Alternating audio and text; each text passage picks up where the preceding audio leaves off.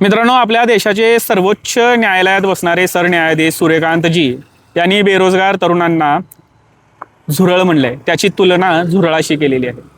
त्यांच्या म्हणण्यानुसार जर पाहायला गेलं तर हे बेरोजगार तरुण झुरळासारखे असतात, जे मीडियामध्ये, सोशल मीडियामध्ये किंवा RTI कार्यकर्ते बनतात आणि व्यवस्थेवर हल्ले करतात, असं त्यांचं म्हणणं आहे. हे परजीवी आहेत हे सुद्धा म्हणलेलं आहे. तर मला सूर्यकांतजींना एवढंच विचारायचं आहे, जे लोक किंवा जे तरुण व्यवस्थेला प्रश्न विचारतात, व्यवस्थेकडून काम करवून घेण्याचं धाडस दाखवतात, ती लोक झुरळ कशी असू शकतात?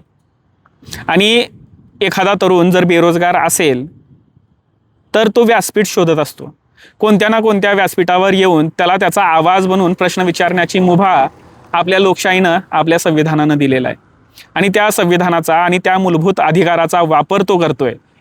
याचा अर्थ तो प्रशासनाला प्रश्न विचारतोय आणि व्यवस्थेवर प्रश्न विचारतोय.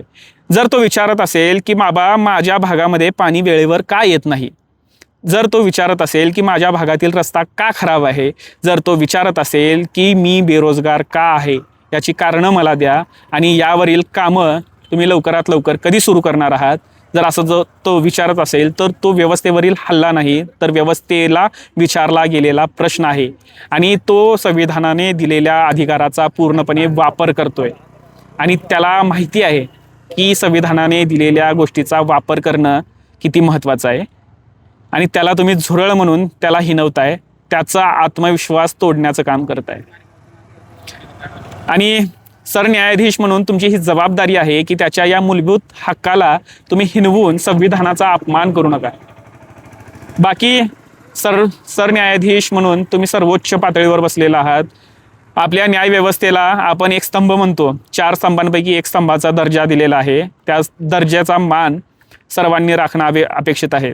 आणि प्रशासनाने लवकरात लवकर अशा बेरोजगार तरुणांना नोकरी देण्याची योजना सुरू करावी. नाहीतर असे आज एक सरन्यायाधीशाने हे स्टेटमेंट दिलेलं आहे, उद्या नेते स्वतः देतील. नेते म्हणतील अरे हे झुरळ आलं बघ, ह्यानं मला प्रश्न विचारला, ह्याला ठेचून टाका, असं म्हणायला आपले राजकीय नेते कमी करणार नाहीत. तुम्हाला काय वाटतंय?